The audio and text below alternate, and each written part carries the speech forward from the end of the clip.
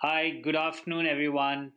Thank you for joining today's session on the global landscape, providing expertise and technology for all the multinational businesses that are out there in India. So today is Friday, and I know it's difficult to take some time off to listen to the webinar and knowledge session. So we'll try to make ensure that your time is well utilized. We are seeing a sudden uptick in number of attendees joining in. So we'll give about 15-20 seconds for others to join in, and we'll kick off the webinar right at the dot 2:30. Thank you. All right. Good afternoon again, everyone. Thanks for joining in. We've got a good number of attendees joined into the session. Thanks, everybody. I'm Suvish, and I'm going to be the organizer for today's webinar. Uh, I'm joined with my co-speakers from across the seas, and we are seeing a truly multi country webinar over here. Thanks to technology. So just before we start the webinar, a few things to keep in mind. You will see a window on the right hand side of your screen. The window is essentially for you to ask any questions that you may have during the webinar. We'll try to answer them towards the end of the webinar, where we have kept the Q&A session. This webinar is essentially kept in a highly engaging mode. So you can, if there are any interesting questions in between, we wouldn't mind taking those questions as we speak.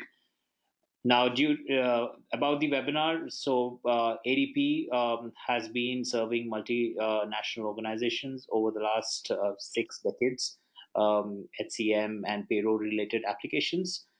We have seen an increasing number of Indian companies going outside of the country to expand their business, and often come across with several challenges, starting with the local compliance laws, which sometimes can get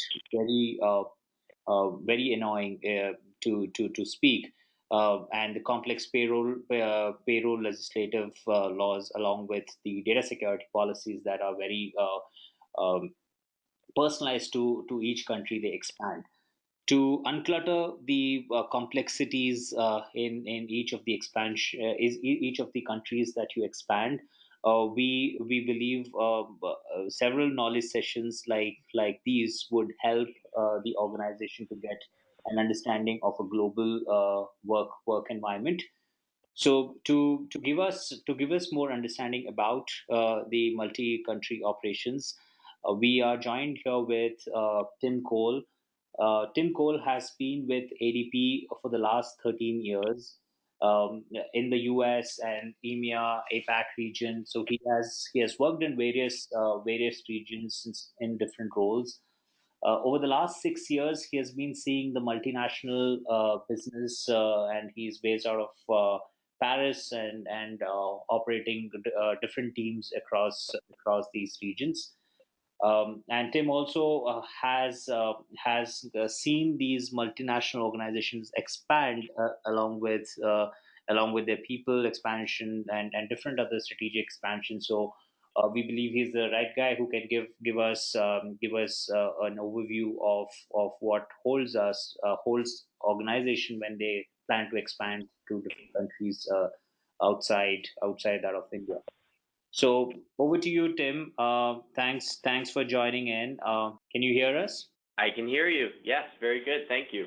So it's a great pleasure to join you today, and I wanted to spend a little time to share a little of the experience I've had in working with hundreds of multinationals over the past several years. And this journey began for me as an interest to kind of start to see the complexity and the different ways that culture and legislation and compliance come together around the world. Because I think, not only is the globalization of the world economy imminent and upon us, but equally it's a unique challenge, and it's something different to what I spent maybe the first half of my career on, just focused on the U.S. domestic market. So to start with, I guess, I want you guys to understand that we understand the challenges you have. This is a hard proposition.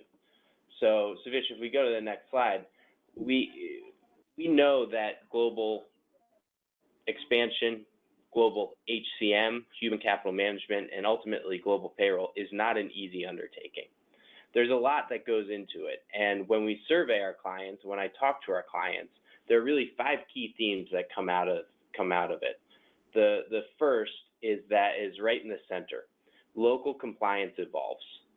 And 85% of the HR leaders that we work with and have been surveyed in the market are telling us that compliance is a top concern because it's expensive and it's bad for reputation and it's bad for the relationship with their employees, but it's only getting worse. Now, that kind of expands outward into each of these 4 scenarios because we know organizations are trying to expand globally, and equally we know that every time you expand into a new market, you open yourself to new compliance challenges. The other thing that we've heard, and I find this always interesting, is people's initial reaction is to try and buy a piece of software to fix it, buy a system that enables them to stay in compliance and run a singular process for a singular market. The problem is that there is no single system that ensures, there's no single piece of software that ensures compliance with the 20,000 legislative changes a year that impact payroll or employee relations.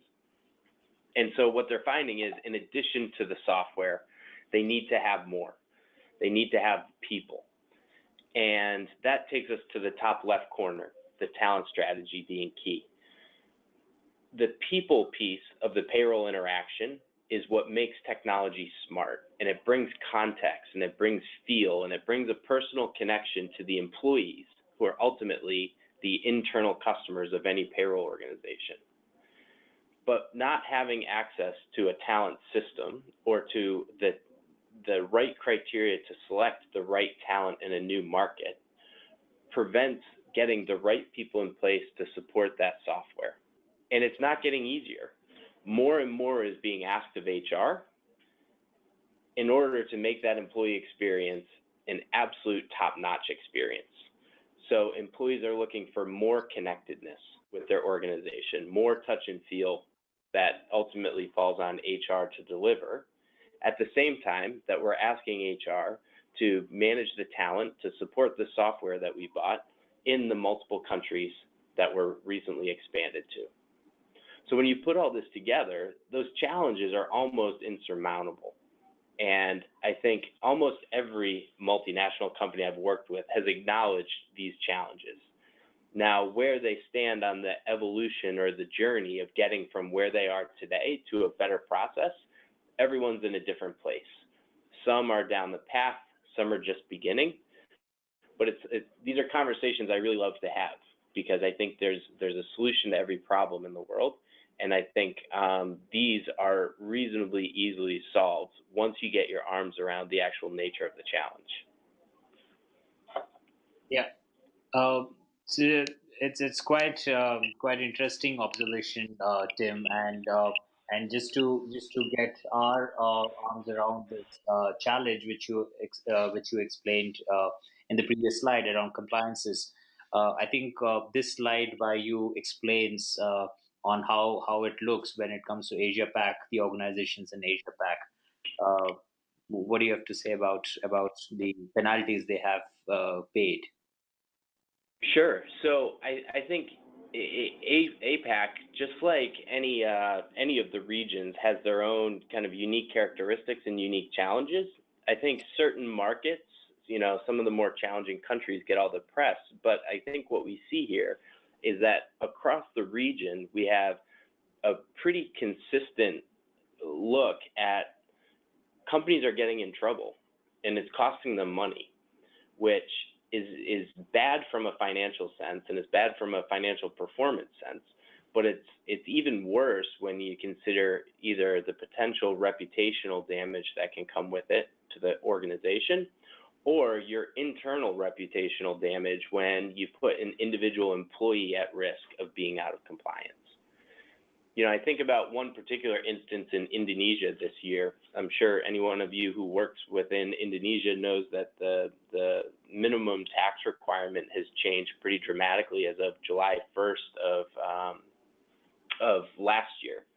And that was a great move for the people of Indonesia, but for the organizations operating in Indonesia, it created a real challenge because the change went into place in July and it was effective back to January 1st, which meant that every organization in Indonesia had to go back, recalculate all the payrolls to date, and had to figure out how to basically execute the incremental tax payments over the second half of the year. And now we're into our next year where that's the case. And I think, the clients I worked with from an ADP perspective, I'm proud to say everything worked fine. But no matter what, it's a burden. And when that burden, it's hard enough for someone in Indonesia who knows that market to bear that burden. It's even harder when you have people who are trying to manage it who aren't familiar with the local market, back to that talent piece. So, I think APAC is as susceptible to the risk around compliance as anyone, but we have to get comfortable with that because we know it's hard. Everyone knows it's hard, and we're always happy to have the discussions about how we may be able to help. So I think,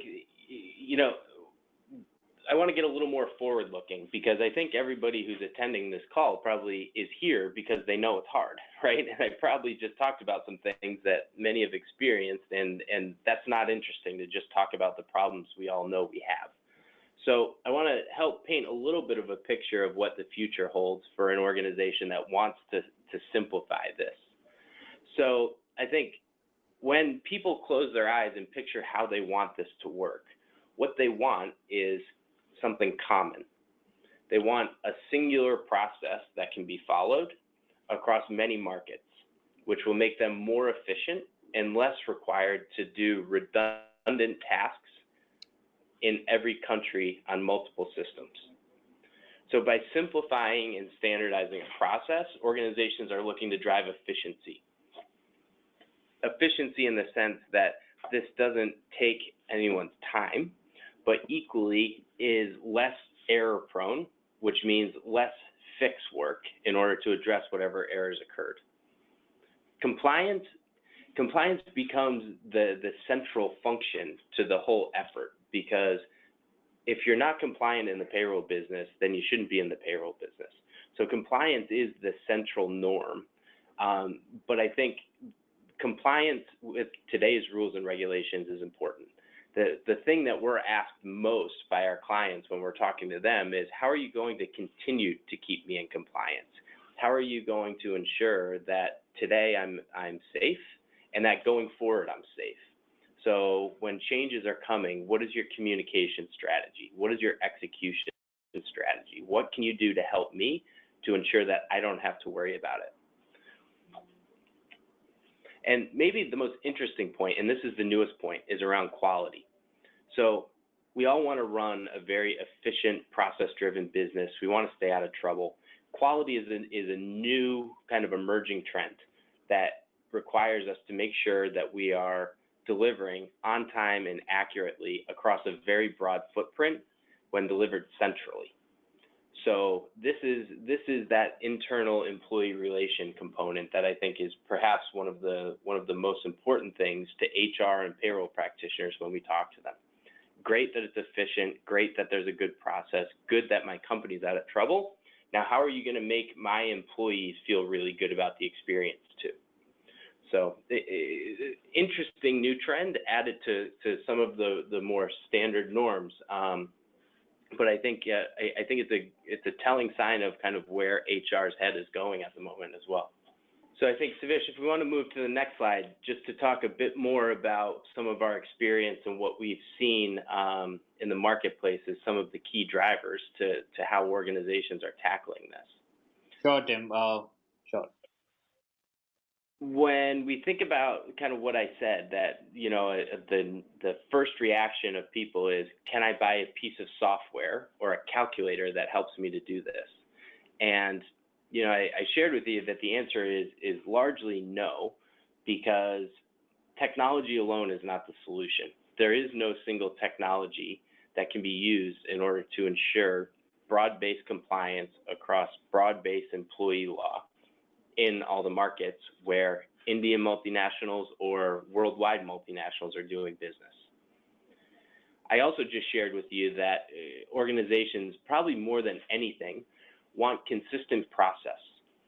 We have a lot of individuals and leaders in global talent and global comp and benefits who are driving towards industry-leading compensation plans, compensation models in order to make themselves the employer of choice and to retain the top talent. So they're not just looking for something that enables a process for day-to-day payroll, but they're also looking for something that enables a process to execute on large corporate strategies to ensure that they are an employer of choice across a very broad footprint. And then I talked about talent, the people. Having to acquire talent in every net new market to keep you in compliance is expensive and time consuming. It's even harder when you don't even know what questions to ask or how to interview the right candidate to know if they are as good as they say they are, since you're trusting them with your company's reputation. So what we've seen more and more in the market is less of a single solution, but a combination of the three. Because if we take people and technology without process, it's inefficient. And if we take process and technology without people, it's not smart.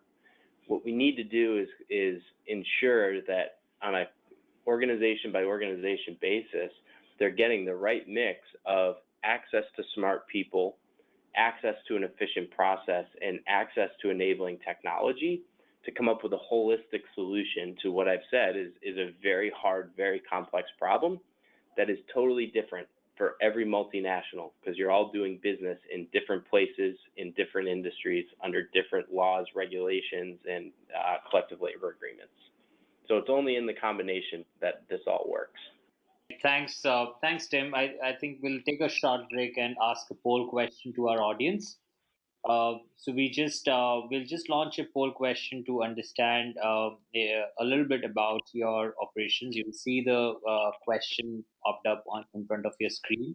We'll just take 15 seconds to collect your answers, and I'll just launch the poll. All right. So you can see the poll. The question is, do you have operations in countries outside India or have plans in the future? You can select one of those options that are there. I can see a pretty healthy participation. See about 47% people have already voted. All right, so I'll just close the poll question. Thank you again for participating in our poll question. We have about 70% participation. Thanks again for that. So Tim, moving on to the next, spoke about the combination of people, process, and technology. And the other very interesting trend that we are seeing from companies from India is they are acquiring or merging with companies overseas at a much rapid pace than what it used to be before. And we know that when the M&A happens or there is an acquisition or a merger, there's always challenge apart from just the usual suspects. So you want to highlight more on what have you seen in your experience as some of the challenges and how they can overcome? Yeah, of course. So the merger and acquisition trend that's been going on for probably the past 2.5 years has been really interesting to see, because I guess fueled by low interest rates, fueled by significant business growth, we've seen a huge spike in the amount of organizations buying and selling whole or parts of other companies. And I think what that does in the end is just accelerate all of the challenges that we've already talked about. What it does is it thrusts the purchasing company into new markets where they don't have any expertise or experience, where they don't have any understanding of the local law or organization, but maybe to me, the most important thing is they're also in a very vulnerable situation. When you're acquiring a company and you're creating that kind of change in individual's life, that now they're working for a new organization, it becomes absolutely paramount and critical that emotional things like collecting their paycheck or getting paid at the right time or getting their pay slip in a usable format, that all becomes magnified, because those first touches that you have with those employees as you're bringing them on board into your culture becomes absolutely paramount to how they perceive the transition going. Everyone wants a smooth transition. Everyone shies away from change. When you're creating that much change in someone's life, this is a really important step to make sure that you get this piece of it right and that it goes very, very smoothly. Now, not only are you kind of thrust into this challenge, and not only do you have that cultural aspect that you need to address and get done correctly, you also generally have to do it very quickly.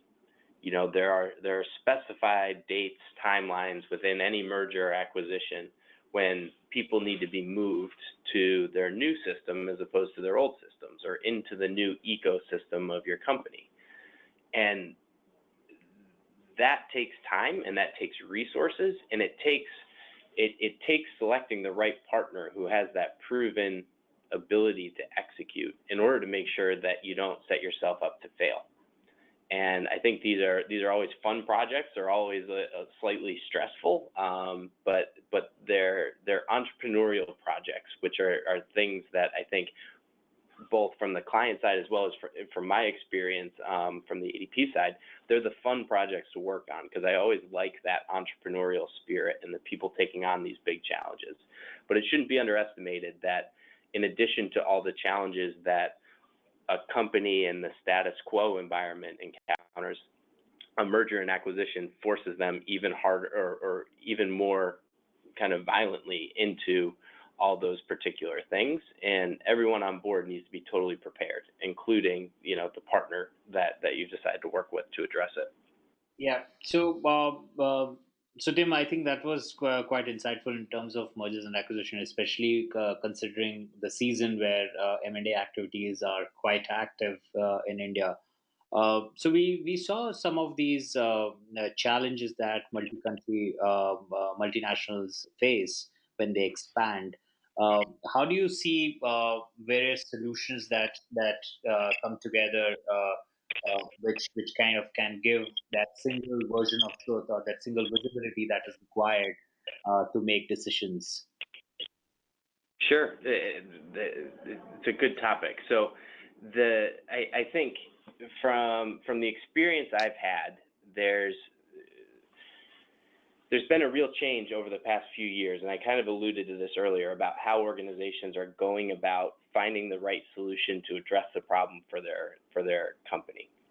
So when we look at kind of this outside layer, the things like risk mitigation, security, regulatory expertise, and localized service to meet local compliance, these were always the principal drivers that executives within the headquarters of a large multinational were always top of mind and were always the key buying criteria.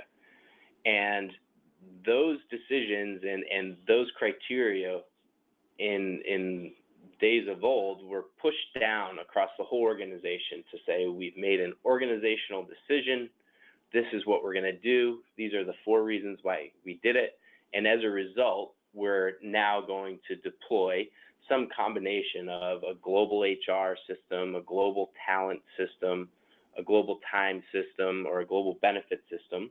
And I think it was the way of the world. It was kind of that hierarchical type leadership. And I think since that time, there have been some trends that have actually started to push the story up from the bottom more than the top down. So I think more and more payroll and payroll practitioners and people with payroll expertise have had a bigger voice at the table, because payroll is the compliance piece, payroll is the risk, and payroll offers some really interesting, qualities that these other systems don't have, because the payroll data is always the most accurate data in any organization. It's the data that an employee fixes immediately if they're aware that it's going to have a negative impact on their overall pay cycle. So what we've seen is this new kind of idea that global payroll becomes the foundation for all else, because global payroll is a way to make sure that the data within that ecosystem is accurate and timely and usable to make business decisions. It doesn't mean that those 4 topics that our executives used to promote doesn't make them less important. They're probably even more important in this day and age. But we've started to see this other trend too, where payroll is starting to push into the story more and more than it ever did. Equally, we're starting to see mobile and analytics and overall employee user experience become an even bigger part of the criteria when organizations are identifying how to solution for the challenges that we've mentioned. So rather than just this top-down kind of crushing approach, we're starting to see that those four topics remain absolutely critical and still important to our executives. But more and more, we're also starting to see organizations asking us about, how are you going to mobily enable my workforce? How are you going to make me more proficient in using analytics to drive my business decisions? What does that data look like? How do I access it? Is it mobile? We start to see those things connect. And how are you going to make me smarter? Because when, clients challenge us all the time that, we do this a lot and they're doing it for the first time. So they ask, how are you going to make me smarter? How are you going to continue to share best practice industry trends with me? And that is kind of this mobile analytics payroll push up into the center. And as I said earlier, any of these 5 solutions, whether it be payroll, HR, time and attendance, benefits, talent, it's a mix and match environment based on the client and their particular need and their global footprint. But we see kind of those trends, those risk, security, localized service, and expertise, all pushing into the middle towards those 5 solutions that every company uses in their own way to address that challenge. So it's a bit of a fun trend. It means that we're interacting more with employees when we talk to clients. We're interacting more with practitioners to understand what their people are asking for and where they think that they need to improve, and thus how can we help. But it's becoming a much more holistic ecosystem decision, more so than it used to be as just a top-down. All right. Tim, thanks for that. I think so. That's what these marks were talking about. And there is one interesting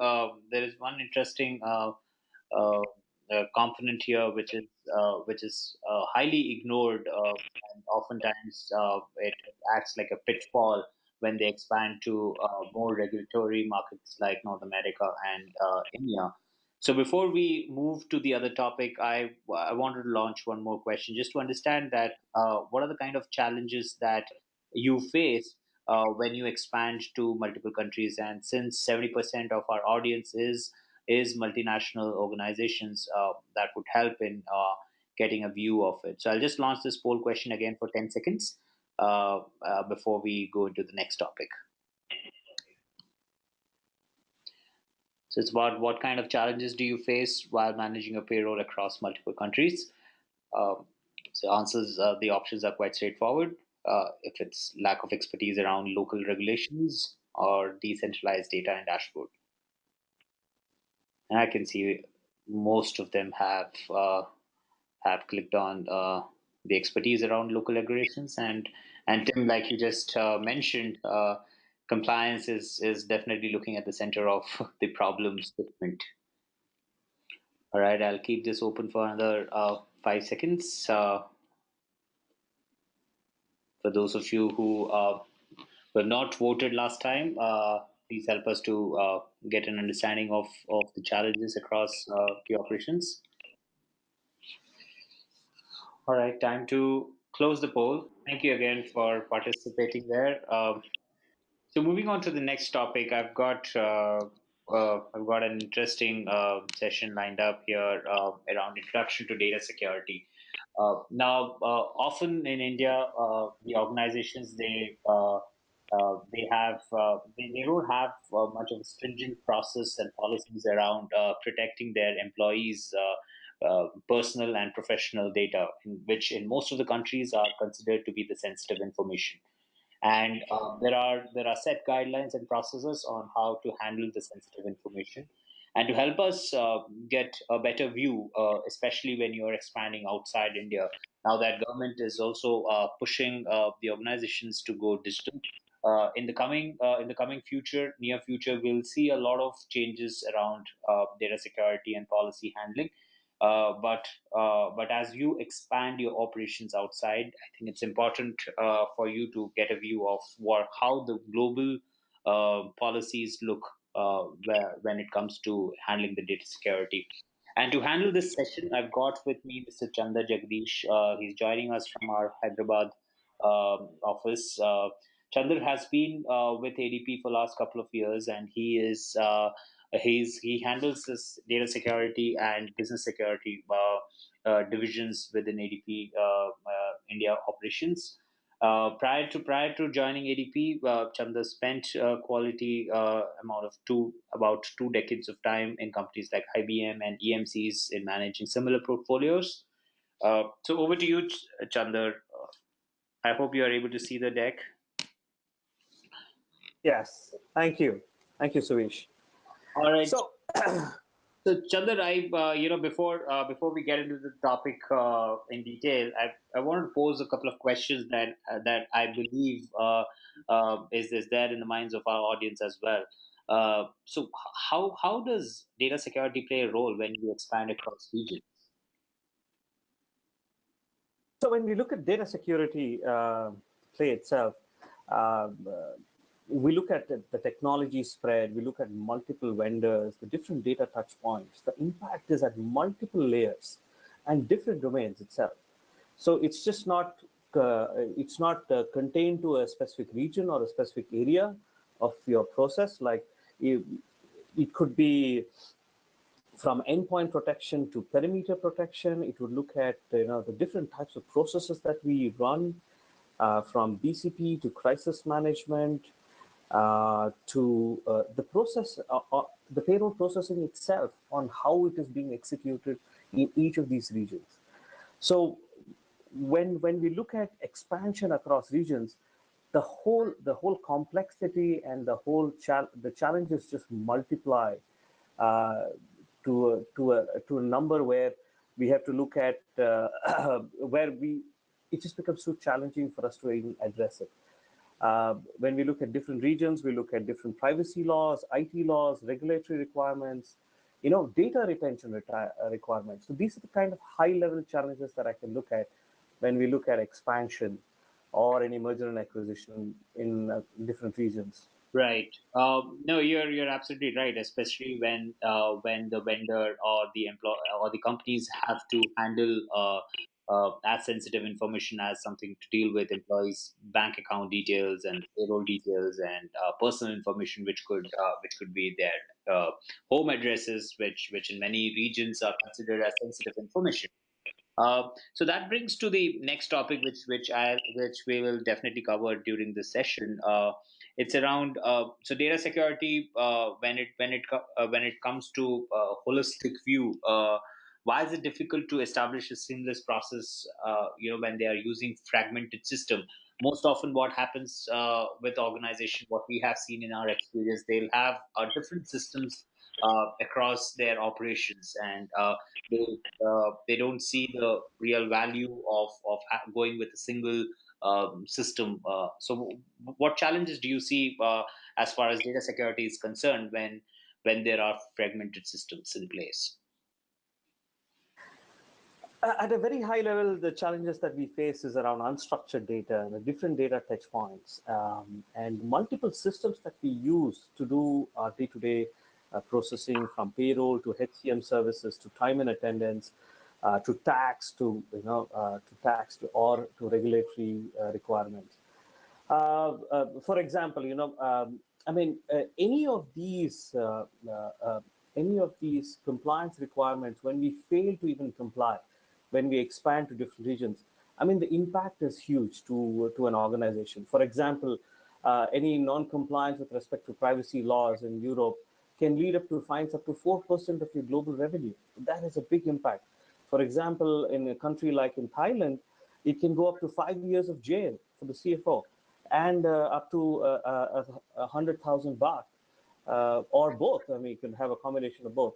So these are the kind of regulations that are already in place, uh, and and data security, when we look at and complying to the local requirements and the regulations, has become a necessity, and more than ever.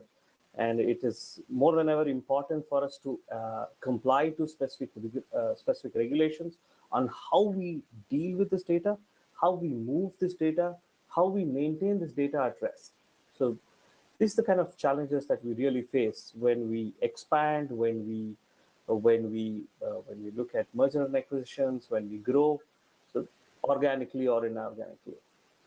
I think that's an interesting point that you made, Chandar, and kind of sets a platform for us to look at the things holistically in your next couple of slides. So, I mean, the way we look at it at ADP, a lot of unexpected things happen. And for example, for last year in India, we did have a tropical storm at Chennai, and we have one of our data centers in Chennai. And when we did have, it was seamless in ADP, because our disaster recovery plans, our business continuity plans, our crisis management plans were up to mark. We already had the crisis management teams already in place. They were proactively addressed. They were proactively looking at the weather patterns. They were looking at the kind of impact that would get. So they actually went ahead and informed the teams well in advance. So this, just to kind of highlight the slide, is to kind of look at, proactively communicate to your clients to say, okay, this is something that is expected. Can we do this in advance? Can we prepone what we're doing? To keep our own processes, our own processors in place, to have the backup resources in place in our standby location, to also check on our DR sites to see everything is up to an expected mark. So to see to that the tests were conducted well and we didn't have any issues. So when we look at a program, we have to look at it very comprehensively, and the program is to respond to a specific severe incidents, so that we guarantee at the end of the day that clients don't miss on any payments, or there is little or no delays. So when we really look at our history itself at ADP, we did not miss one payment at all. We did not miss one payment, or we did not miss one process, or we did not even miss a tax payment that had to go through during the last tropical storm that we had in Chennai. So it just kind of gives you an example of the preparedness of a company, that an expectation that has to be set. And at ADP, this is what we do, and this is how we actually address it in a very holistic manner. Right. So Chandra, there is obviously a framework, very solid framework that is behind this, which I think this slide kind of you can help our audience to quickly get a view of how ADP is planning its privacy protection framework. Surely. As I kind of highlighted, it is at different layers, at different domains. So when we look at privacy, or when we look at data security at ADP, we look at intelligent security platforms that kind of address network-based intrusions prevention systems. We look at our data centers that are certified, and we have log monitoring systems. We have warehousing systems that kind of cater to these kind of privacy laws or regulatory requirements, uh, for the law of the land, to say, okay, this is a specific control that is a requirement by the law of the land, and this is the kind of technologies that are really deployed on the ground to kind of address that. And when we, as we go into the next layer, where we really assess how much of an impact it is, and how we can actually proactively prevent these things. So when we look at, the TIPSI, Trusted Security in Infrastructure Platform, which is an award-winning platform across the world, where people come from banking, from financials, to oil industry, to people who come to us to look at the security infrastructure that we have, and the kind of infrastructure that we take to actually protect the data. So when we look at that layer itself, we look at the threat management, we look at financial crime, we look at our vendor risk and how it would really impact us. And we consider all these risks so that we deploy the appropriate technology that can actually protect us. And to kind of to look at it in to look at the flow at a real-time basis, we also have critical incident response centers that are deployed, follow the sun model, from Philippines to India to Romania to United States at Roseland, where we have a 24/7 teams that is monitoring the flow of traffic in and outside of ADP, so that we are compliant to these specific laws and to these specific requirements. We look at data breach, we look at any hacks, so that our data is protected at all times. And not only that, our command center follows one of the best practices worldwide, and we also have a disaster recovery planning system that is there in place, so that when we do see issues, it could be geopolitical risk, it could be an environmental risk that we see in a specific region, the business resiliency team actually kicks in as per the incident response, as per the specific incident, and then it's just a simple workflow that kind of goes through step by step to kind of inform clients, to keep everybody up to date, and to move specific process or equipment depending upon the severity of the incident itself. So this kind of gives you a high-level overview of where we are when we really look at a privacy protection or a regulatory requirement protection at ADP. Right. I think yeah. So this is quite a tech heavy kind of slide, Chandar, and I'm sure most of the audience who are from HR background would be probably wondering that why do I have to look at all this? But a simple answer to that would be what Tim was also explaining in his previous slides on how the combination of people, process, and technology comes together, especially when you're managing as sensitive information as of your employees. So moving on to the further slides, there's an interesting slide which kind of gives an overview of what's going to happen in certain regions when it comes to data security policies, uh, and and how ADP is uh, gathering its resources to ensure we are ready for that. Chandra, just quickly, if you can just explain in a nutshell what GDPR and BCR are, and obviously we are available on our emails to get any more details around these new data policies which could impact your operations. So GDPR is General Data Protection Regulation that has been launched across EU, and that includes United Kingdom too.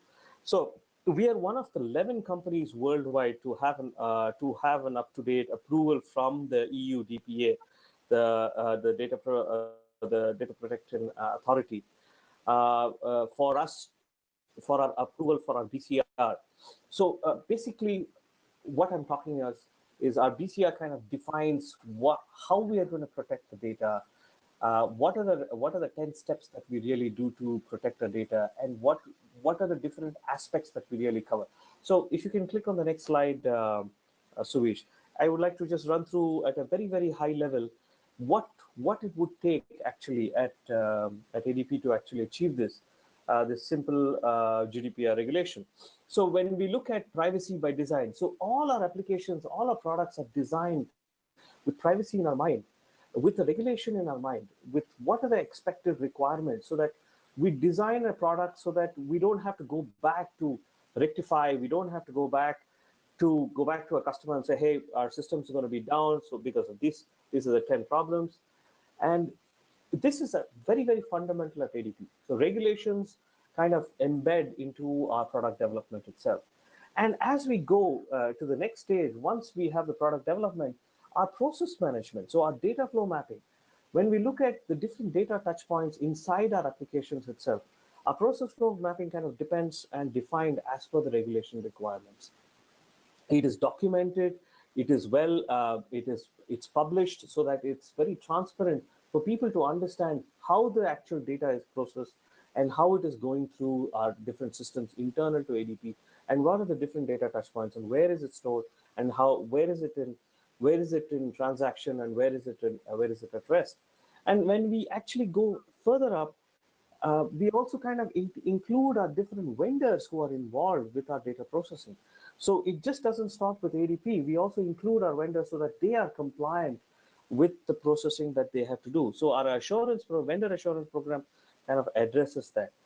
And when we have all this in place, to kind of assess where we are, we kind of drive a lot of privacy impact assessments.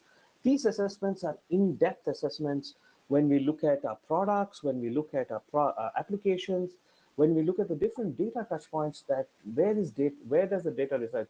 From the email, from the endpoint security, from your laptops, to your perimeter on your applications, on the databases that are there on the perimeter. So we kind of address that whole circle of life when we really look at data privacy impact assessments. And the best part of it is, it just doesn't stop here. So we have data regulations, for example, in Australia that says you cannot store data of personal information when a specific employee quits the company. So we also have a great retention policy and the management that kind of addresses that aspect, that talks about data retention and how we actually address that, and how we can actually transparently tell our clients to say, when we say we have removed that specific person's a specific associate or an employee information, it is really removed from all the systems across ADP, and we really comply to the data retention management. So this slide kind of pretty much gives you a holistic view from privacy by design to incident management, on when we do have an incident, how we actually address it, and how are the risks really covered, and how do we keep our clients in the loop. And to actually come to that is when we look at the ADP Global Security Organization. This is a very small intro, and our commitment is very, very simple and very basic. Uh, uh, uh, it is pretty comprehensive portfolio that kind of enables you to grow, that drives protection, and it ensures the integrity of our ADP brand and the trust of our clients. So we kind of give us, when we talk of security at ADP, it's kind of converge security services. We look at fraud. We look at client security. We look at architecture, the converge security architecture review. We look at risk, privacy, and business resiliency as a whole. Right. So when we look at security, it kind of gives you a very comprehensive view and just not a siloed view of it. Yeah. Uh, thanks, Chandra, for that. We are running a little short of time. We'll just quickly browse through the rest couple of the information that we wanted to share. Thanks, Chandra, for this. I had a poll question, but then I think we'll move to the next slide that we have. So moving further, we saw various different tools and processes that are at works within ADP and within several of your organizations. So Tim, you want to give a short overview of how this is all coming together? Yeah, of course. And, we can't dispute kind of the overarching cloud trend. So using some of the same graphics I used earlier, moving these solutions to the cloud starts to create all of the challenges but opportunity that Chandra just covered around, keeping it secure. So, as we start to work with clients and understand who has what challenges and where and what solutions are used to identify it, the concept of connecting them together has really become one of the biggest focuses from an IT and security perspective. So whose cloud are they going to be in, and what systems talk to which systems, where they're hosted, what data is moving around. So this is the client cloud in the HR ecosystem. And everything that we just talked about from a security perspective is applicable here, and making sure that we deliver excellent service with that security is really paramount to ADP. So if we go to the next slide and just build it out, I think it's important that you know what our cloud looks like, because as you have a responsibility to each one of your employees as your internal clients, we have a responsibility to leverage technology to better empower and better support our clients in the multinational space. So this is just a kind of simple graphic of what we're using from an internal perspective in order to provide the best service possible. So it starts from the left-hand side around NPS. How do we measure our overall success, and are we ensuring that we have the largest number of clients who are advocates for ADP in the market? But we're starting to expand into some cool new areas. So we see community. So we've created a platform called The Bridge that enables clients to connect with other clients and share information and experiences as everyone's on their different journeys. We've deployed a single CRM that enables us to both quickly and accurately address any challenges a client may have, but equally, it helps us to know what we're doing, how it's going, and what we're going to do next. And last but not least, we have service delivery dashboards that help us to tie it all together. So it is exceptionally important for us that we deliver an excellent client experience, we drive client loyalty, but we do that based on data. And that data comes from these systems that we're using in the same way that our clients use our solutions to address the needs of their employees.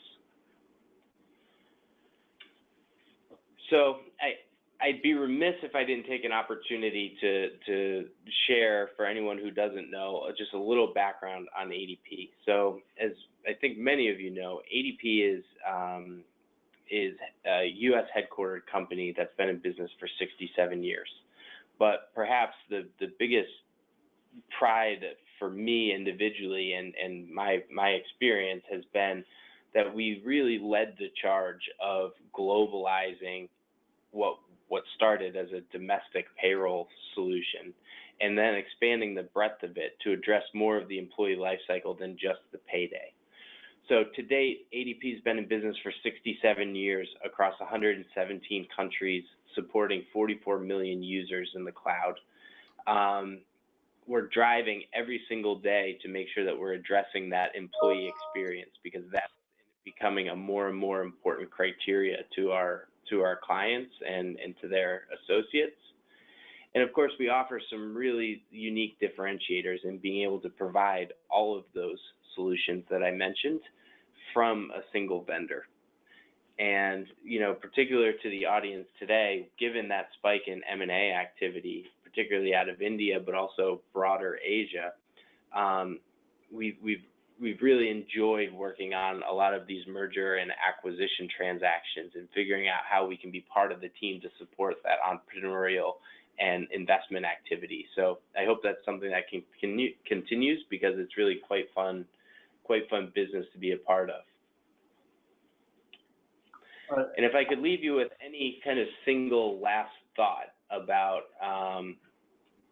ADP or about the challenges that we're all facing, it would be in this quote on the next slide, Savish.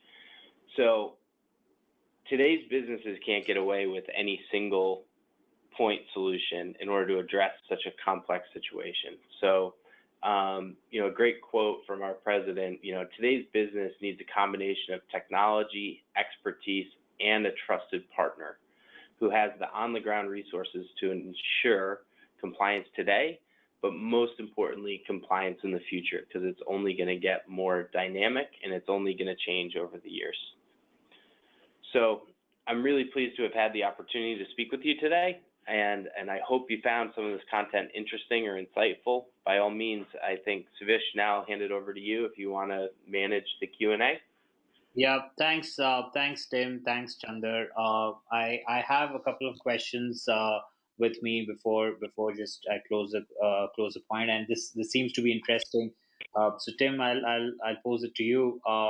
The gentleman wants to know that based on our experience, where do we see payroll moving in next 5 years, and why are we seeing across the countries a constant upstream of changing legislations, which is prevalent across the globe?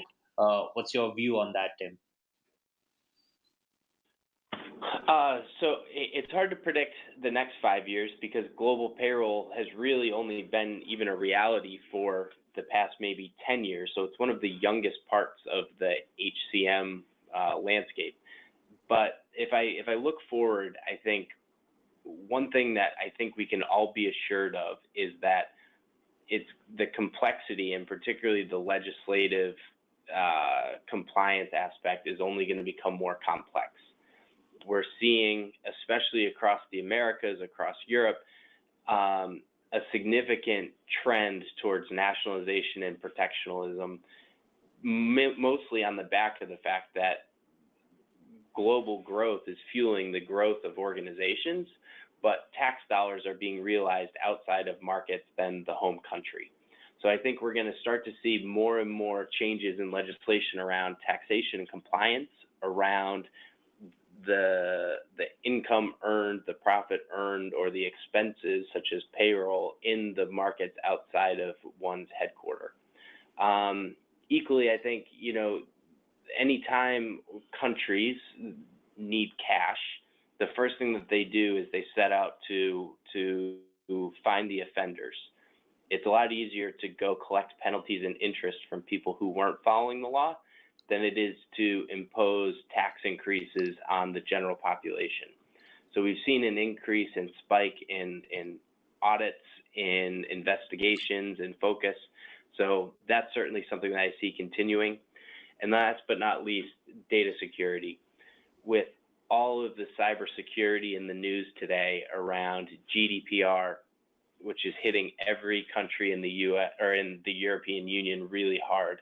We've heard about, cybersecurity around government elections. We've heard about it in business, both private and public. This trend will not go away, and it's going to be something that organizations are going to have to really invest in and focus on, and finding the right partners who are equally as invested as your organization will be the most important thing, I think. Thank you. Thanks, Tim. That was a helpful insight, and considering the countries in Asia Pac as well is going big time into digital way of handling the data, this is only going to become more serious as we get into the future. Before I put the concluding remark, I just want to launch a last poll to give get an understanding that if any of you want us to give you more details around our products and services across multiple countries. So it's just a very short poll. Again, I'll just open it for 10 seconds, and here goes the poll. So would you like to know more about the benefits of ADP's global payroll solution? I can see people voting in. It's simple yes or no. Okay, thank you very much for taking part in those poll questions, and also taking a time off on the Friday afternoon for this webinar. Thank you to our speakers, Tim and Chander.